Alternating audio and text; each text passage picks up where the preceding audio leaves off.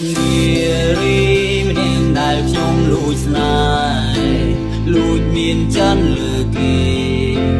តែគេមិនដឹង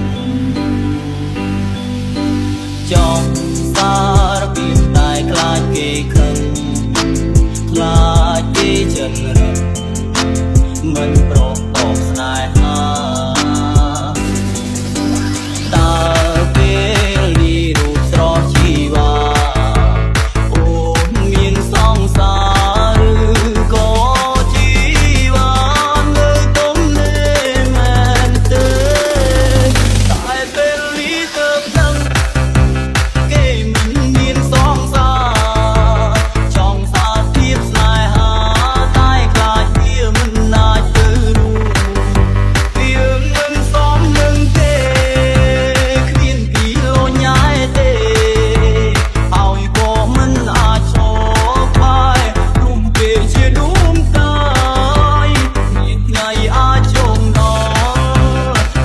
យើងជាទុនសាយជុំកិនស្រមៃថាបានខ្លាយជាសងសា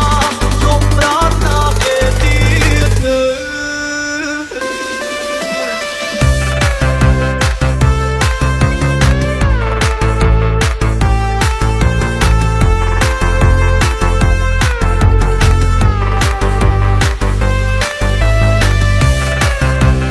Welcome to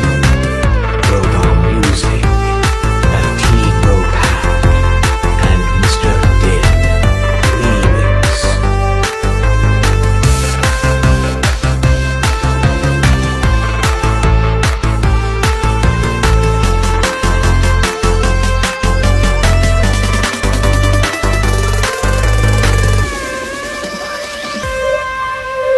តែពេលនេះទៅដឹង